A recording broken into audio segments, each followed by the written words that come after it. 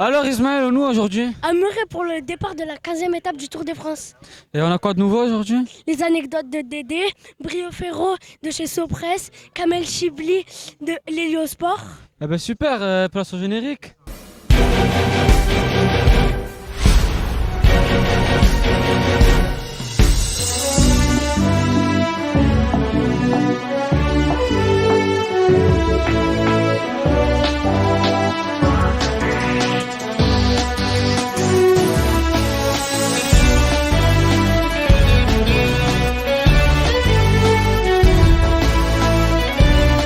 Et Elias, t'imaginerais un grand départ en Occitanie? Ouais, c'est trop bien, pourquoi pas?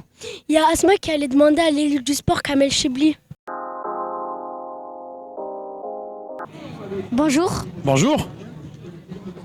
L'idée d'un grand départ du Tour de France en Occitanie circule. Qu'est-ce que ça représenterait pour le territoire à la fois sportif et culturel?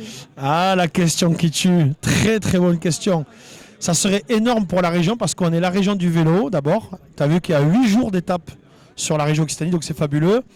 Ça serait une belle vitrine parce qu'on a un patrimoine magnifique, on a 13 départements, on a de belles villes, on a la mer, on a la montagne. Donc ça serait une très très bonne idée qu'on puisse effectivement organiser un grand départ d'Occitanie en tout cas et faire un truc assez symbolique. Donc ça serait génial en fait. Pour toi, pour moi, pour tout le monde. Ok, merci. Selon toi, qu'est-ce qui rend l'Occitanie légitime et attractive pour accueillir un événement telle ampleur? Eh bien, en fait, d'abord, on a une région qui est la plus sportive de France. On a beaucoup de clubs de vélo, on a une belle dynamique. Donc, du coup, l'idée pour nous, ça serait de mettre en avant toute la diversité du sport qui existe en France, mais en Occitanie notamment. Et puis, montrer qu'on est capable d'organiser des événements parce qu'on organise beaucoup d'événements dans notre région. Et on montrera qu'on a largement la possibilité d'organiser des événements magnifiques. Donc, voilà. Et puis, je pense que les jeunes comme vous serez contents. Tout le monde sera à la fête. Puis, on est une des régions les plus jeunes de France, tu ne le sais pas. Il y a un tiers de la population qui a moins de 25 ans dans la région. C'est énorme. Tu ne le savais pas? Non, je savais Eh ben, pas. tu vois. Mais merci. Quel regard portes-tu sur ce Tour de France 2027? Ah, le regard, c'est d'abord c'est la part belle à l'Occitanie parce qu'on a 8 jours sur la région, 6 étapes. La mer et la montagne, c'est la première fois qu'on aura les deux métropoles puisque le départ c'était Toulouse et la clôture du Tour en Occitanie c'est Montpellier. Donc quand on est région Occitanie, on est content parce que le départ de Toulouse puis Montpellier, donc c'est fabuleux, on est très content.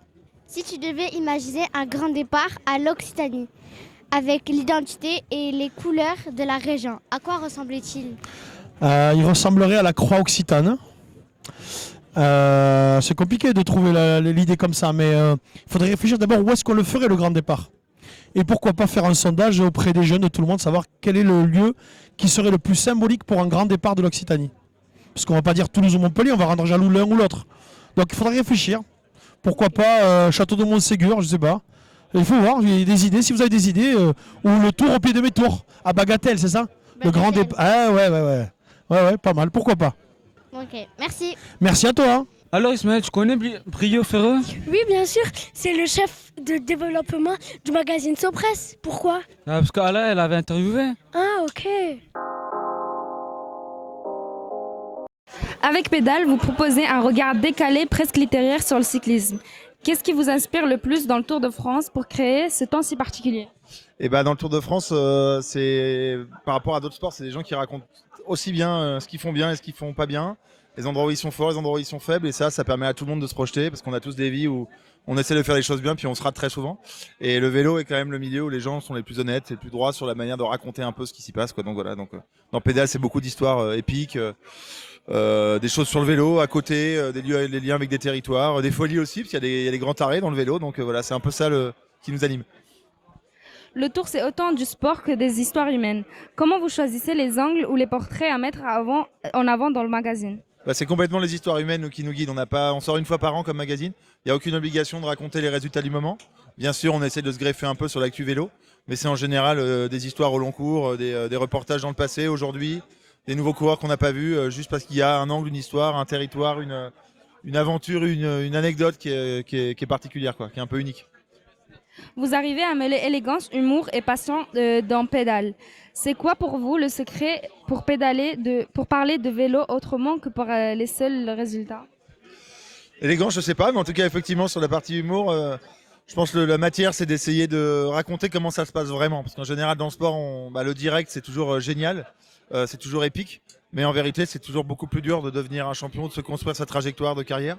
Et en fait, de vraiment raconter comment ça se passe en essayant de mettre autant de l'humain, du personnel, de l'affectif que de la performance. C'est ça ensemble qui fait que l'histoire peut être très bien racontée, quoi. En quoi le Tour de France reste selon vous un terrain idéal pour raconter la France et ses visages à travers un magazine comme le vôtre? Ouais, c'est le plus grand spectacle gratuit au monde en sport. Hein. Je veux dire, vous avez les chiffres sûrement mieux que moi. J'étais resté à 18 ou 19 millions de spectateurs sur le bord des routes. C'est accessible, c'est gratuit, ça permet à tout le monde de faire une fête populaire.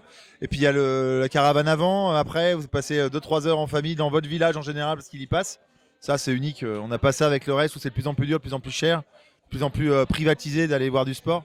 Là, ça reste complètement démocratisé et c'est extraordinaire. Même pour ceux qui n'aiment pas le vélo, on aime faire la fête avec ses voisins et en général, c'est ça la promesse, quoi.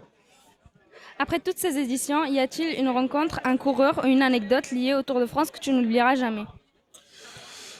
Ouais, moi c'est particulier. J'avais fait un portrait d'un acteur qui s'appelait Robin Williams, qui était un acteur américain d'humour, et qui lui venait sur le Tour de France à plein d'endroits. Il était fan de Lance Armstrong. Il a été trahi par son pote après parce qu'il lui a reproché de s'être dopé.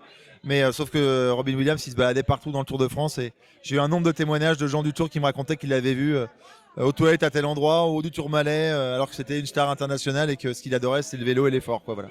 Merci beaucoup. Eh, t'as vu Ismaël hier, il s'est échappé. C'est quoi des échappées? Des échappés, tu sais pas ce que c'est? Non, pourquoi? Viens, il y a Dédé qui expliquera mieux que moi, si tu veux. Ok. Coucou Dédé, je suis le frère d'Ayoub. Nous allons parler des échappées, notamment la plus grande. Tu es donc frère d'Ayoub. J'adore. Alors, on parle des échappées. Alors d'abord, est-ce que tu sais ce que c'est qu'une échappée? Non. Alors, dans une course, soit tout le monde roule en même temps, tu as un peloton, il ne se passe pas grand-chose, et à la fin de l'étape, sur une étape qui est plutôt une étape plate, ils vont lancer un sprint et celui qui sera le plus rapide va arriver à gagner l'étape. La deuxième solution, c'est sur des étapes qui sont plus accidentées, des étapes qui sont plus compliquées, avec des montées, des descentes, ou alors des étapes qui sont assez vallonnées. Ça donne lieu à des coureurs qui vont tenter de partir tout seuls et qui vont essayer de gagner l'étape en solitaire. C'est-à-dire qu'ils vont partir soit au début de l'étape, soit vers le milieu ou vers la fin de l'étape quand il y aura une bosse, quand il y aura une montée, quand il y aura quelque chose qui peut faire une cassure. Et là, eh ben, ils vont essayer de s'en aller et de gagner l'étape en solitaire. Alors, généralement, le peloton derrière qui le sait leur laisse un peu de temps et puis après le peloton essaie de les rattraper parce qu'un peloton ça va toujours plus vite que des échappées en solitaire. Alors la plus grande échappée, elle a duré 253 km sur une étape. Et c'était en 1947, Albert Bourlon. C'était une étape qui était de Carcassonne à Luchon. Donc on n'est pas loin de la zone dans laquelle on est depuis quelques jours ici. Alors 253 km, c'est énorme parce qu'il est parti du début jusqu'à la fin. Il avait plus de 16 minutes d'avance quand il est arrivé. Mais on parle de Tour de France qui étaient des Tours de France d'avant. C'est-à-dire des Tours de France qui étaient beaucoup plus longs. Il y avait beaucoup plus de kilomètres. Les étapes étaient beaucoup plus longues. Et donc on était sur des étapes qui étaient parfois, qui allaient au-delà de 400 km. Entre 1919 et 1924, on a eu des étapes qui étaient de l'ordre de 480 km. Est-ce que tu imagines? Là aujourd'hui, l'étape d'aujourd'hui, elle en fait 170. Donc là, on est sur des étapes qui étaient très très grandes. Et donc c'est pour ça qu'on peut parler de ces très très grandes échappées. Alors aujourd'hui, pour reboucler sur le Tour moderne, on est sur une étape qui peut donner lieu à une échappée. Parce que ce n'est pas une étape de très haute montagne, ce n'est pas une étape complètement plate où le peloton va pouvoir revenir sur les coureurs. Il y a quelques petites bosses. Et quand il y a des bosses et quand il y a des petites montées, eh ben, on peut avoir des échappées qui vont y arriver. Ça serait sympa qu'aujourd'hui on puisse avoir une échappée. On a eu hier une échappée avec Arensen qui lui s'est échappé à partir du col de Peyresourde pour terminer l'étape. Espérons aujourd'hui que nous aurons une échappée belle. Mais qu'est-ce que tu fais? Mais je regarde les images du jour. Mais c'est pas là qu'il faut les regarder, c'est dans notre émission. Ben montre-moi, allez. Ok, vas-y, viens.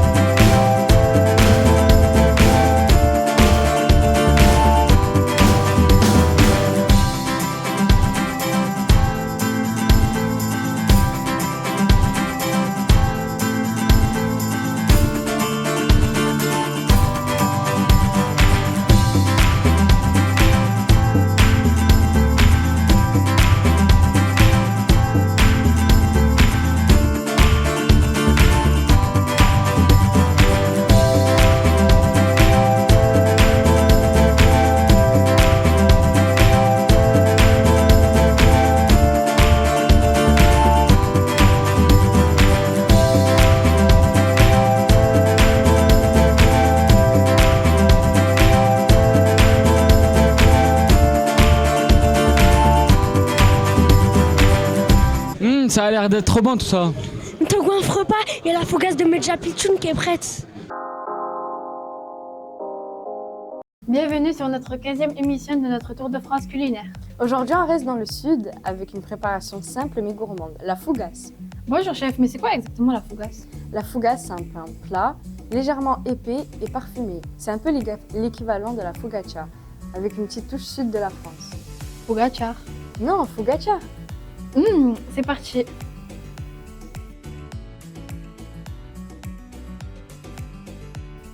On va commencer par préparer la pâte à la fougasse traditionnelle. Qu'on va pétrir au moment. Mais non, avec nos mains. On commence par mettre de la farine dans notre bol. Et une pincée de sel et de la levure pour faire gonfler notre pâte. Puis on ajoute une cuillère d'huile d'olive ainsi que notre eau tiède. Mais en fait, pourquoi de l'eau tiède? Car l'eau tiède permet de ne pas tuer la levure. Si l'eau est trop chaude ou trop froide, notre pâte ne pourra pas gonfler. Et maintenant, on peut pétrir notre pâte. Attention avec les mains propres. Bien sûr. On travaille notre pâte dans le bol en mélangeant bien notre farine avec tous les ingrédients. On peut la sortir et continuer de la travailler sur la table. La pâte doit être assez tendre pour que la fougasse soit délicieuse. On peut laisser reposer 30 minutes notre pâte. Tu savais qu'on préparait la fougasse dans l'Antiquité et au fil du temps, elle s'est transformée? Et c'est devenu une spécialité du sud. 30 minutes plus tard, notre pâte a doublé de volume. Maintenant, on peut former notre fougasse. On commence par fariner notre travail et découper notre pâte en 2 parts égales. On peut largement former 2 fougasses avec cette quantité de pâte. Oui, une partie chacun. On l'étale au rouleau de boulanger et on forme une sorte de grand rectangle qu'on va entailler au coup de couteau. Et maintenant, on laisse reposer la fougasse pendant 1 heure. On n'oublie pas le torchon par-dessus.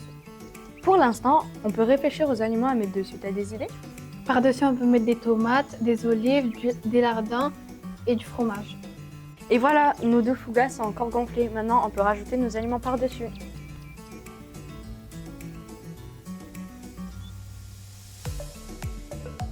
On peut enfourner dans notre four déjà chaud à 250 degrés pendant 10 minutes.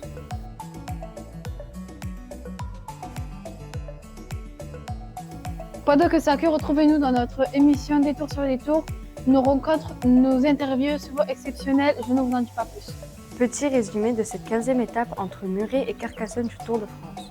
Nos journées en photo sur nos différents réseaux sociaux et nos émissions à découvrir sur TV Pichoun. Ça sent trop bon. On se retrouve demain du coup. Et non, demain sur le repos. Ah donc on se retrouve dans 2 jours à Montpellier pour une nouvelle recette. En attendant, la plage. Au revoir. Au revoir.